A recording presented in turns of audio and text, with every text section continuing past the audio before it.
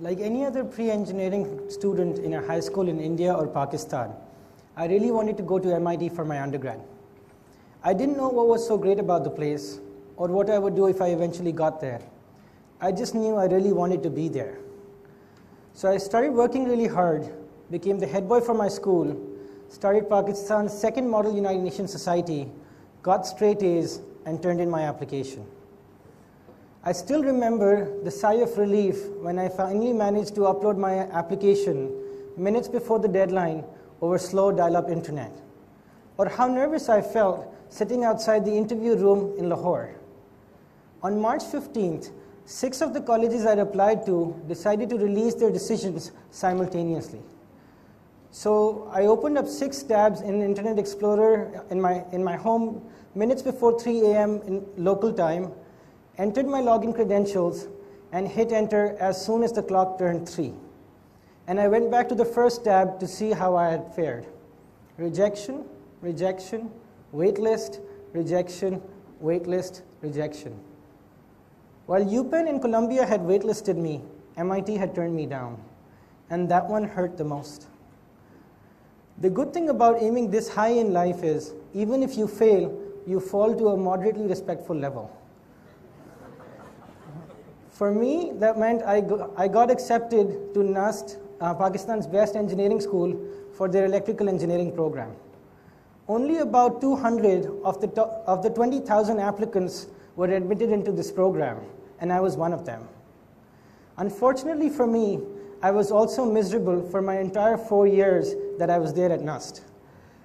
I had to wear a uniform to school, which meant a white shirt, gray pants, and Oxford-style shoes, and get to college every day at 7:45 in the morning for a military-style attendance called a fall-in. 50% of my entire grade rested in a final examination that took place in this big draconian hall that was made by the British in 1860. Throughout my 4 years there, I kept asking myself this question: what is it that I'm getting out of this education at NUST that other engineering students in Pakistan are not? So I will pause here for a minute and ask you this question: what is the purpose of a great education? I will show you 3 responses, and I want you to raise your hand for the option that resonates with you the most. Let me just read out these options to you. The purpose of a great education is to enable students to get a high-paying job. The purpose of a great education is to enable students to understand how the world works better. Or the purpose of a great education is to enable the students to make the world a better place. So all those of you who think option 1 resonates with them the most, please raise your hands. Almost nobody. All those of you who think option 2 resonates with you the most, please raise your hands. I think a few people here, a few people over there as well. Okay. All those of you who think option 3 resonates with you the most.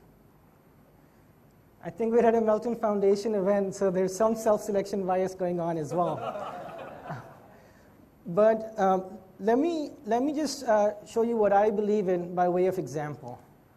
So when students at the Indian Institutes of Technology graduate, they believe that they've made in this life. They believe that it no longer matters where they came from, and that they are clearly going places.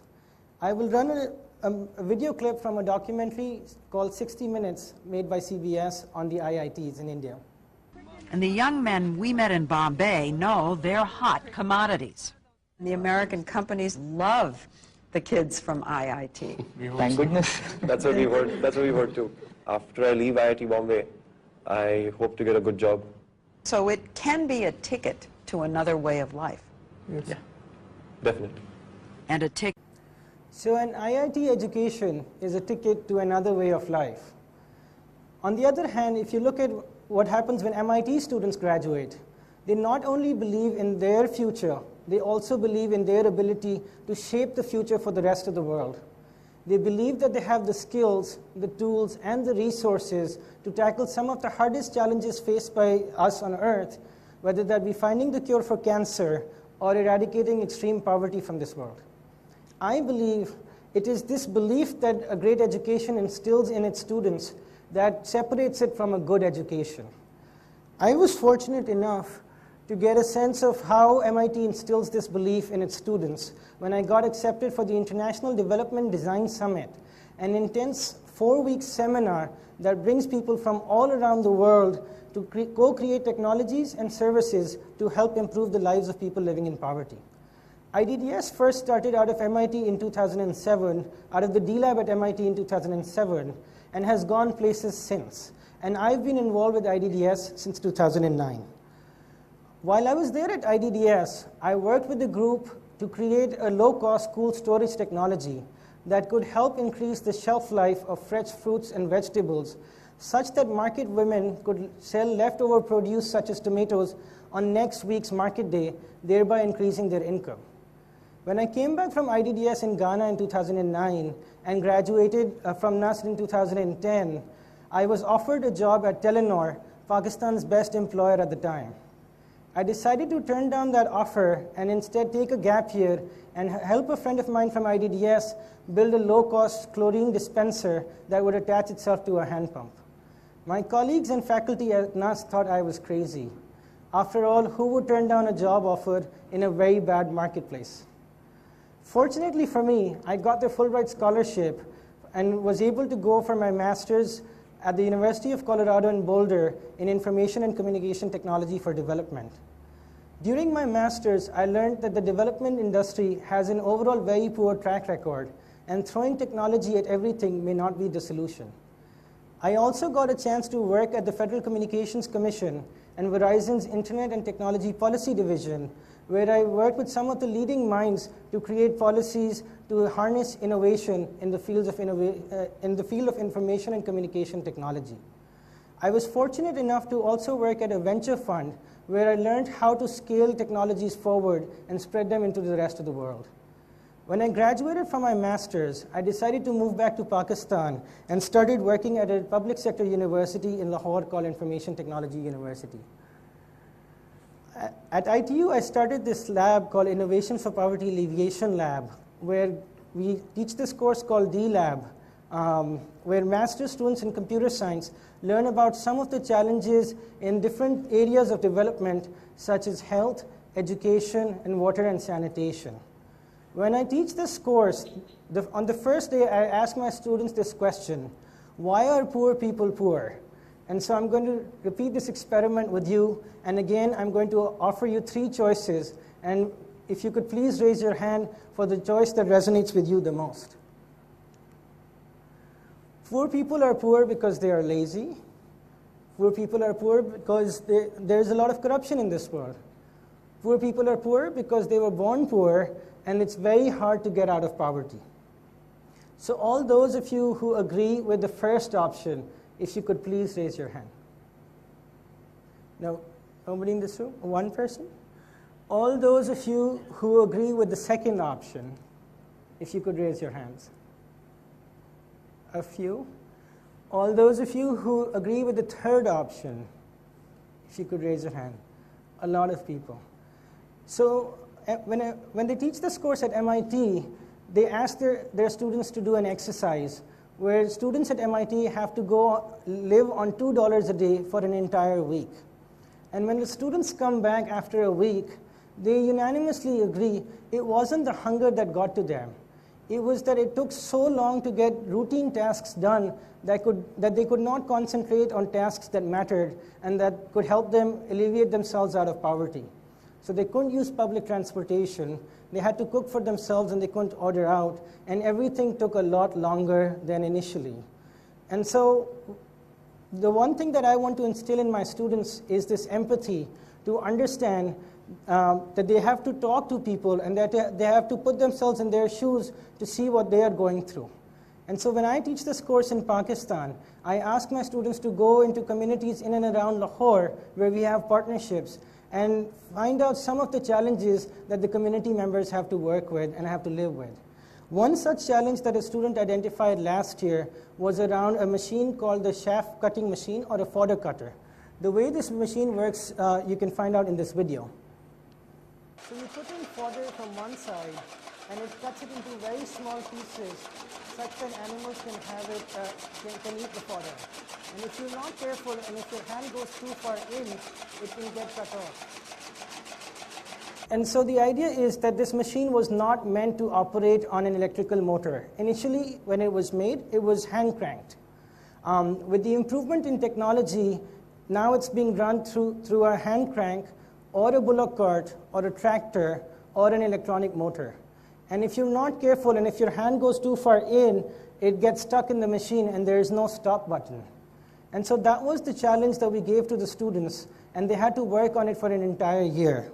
As part of this course, the students have to go talk to stakeholders who may have suffered from the challenge of operating this machine and having lost their hands. I will play a video clip from one such interview that the students did with the stakeholder who had suffered an injury through this machine. ਹੱਥ ਤੁਹਾਡਾ ਆ ਗਿਆ ਸੀ machine ਵਿੱਚ हाँ machine च आ गया machine ਲੱਗੀ ਅੰਦਰ नहीं हाँ मशीन लगी आओ ਜ਼ਰੂਰੀ ਕੰਮ ਤੇ ਨਹੀਂ ਬਹੁਤ ਜੀ ਜ਼ਰੂਰੀ ਕੰਮ ਤਾਂ ਨਹੀਂ ਜਾਣੇ ਤੁਹਾਨੂੰ ਤਕਲੀਫ ਦਿੱਤੀ ਹੈ So the language being spoken in that clip is Punjabi, and let me just translate for you what just happened there. My student asked this gentleman how he had injured his hand, and he told him it was by operating this shaft cutting machine, and he asked him if he could show them where the machine was, and the gentleman very kindly offered to do so. As soon as the gentleman started to turn, all the students asked together, if you're really busy, we don't want to disrupt your day, we don't want to disturb you. Only show us if you're not busy. And it is this kind of empathy that I want my students to practice. And I really want them to integrate with their society and find out how they can use their technological skills to help those around themselves. When I moved back from the US, I could have gone and worked for a corporate sector job, or even within development, I could have worked for a donor or as a consultant. I chose to go back to academia, and I chose to go back to a public sector school because I really wanted to instill this belief in my students that their lives mattered and that they could actually use their skills to bring about good in this world. And I really wanted to go back to academia because I did not want my students to have the kind of experience that I had going through a public sector school in Pakistan for my undergrad. And so this class is all about experiential learning, and there are no big exams at the end of the semester.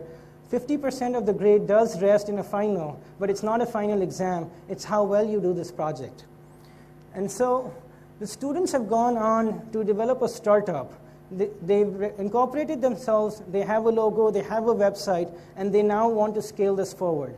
As part of this class, the second semester of this class called Design for Scale, they had to develop a business plan, and they're now going through the shortlisting rounds for an incubator in Pakistan. As part of the evaluation for this class, the CEO for this startup gave a quote that I want to read out to you. Previously, I didn't know what was the purpose of my degree. After taking this course, I now know I can use my technical skills to help improve the lives of people around me.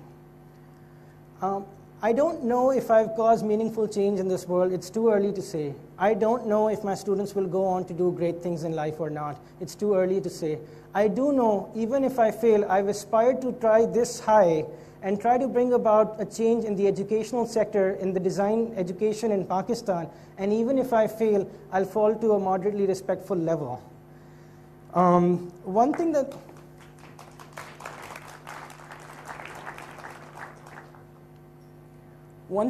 we're now starting to do is we're starting to expand this education outside of just the Information Technology University. We're bringing International Development Design Summit that started out of MIT in 2007 to Lahore, Pakistan in January next year. And we had over 350 applicants from over 50 different countries. And we've accepted 46 of them from 23 countries. We are also starting this makerspace called Makistan, where the community members that we work with can come into the ITU or the university itself and work with our students in our environment.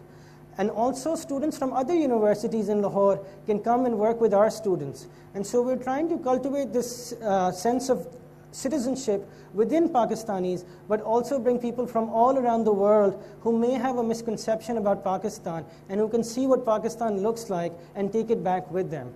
So we're trying to cultivate global citizenship while we cultivate this sense of civic leadership and ask our students to give back to society. Here's hoping that we can create meaningful change, and even if we don't, we'll fall to a meaningfully respectful level. Thank you so much.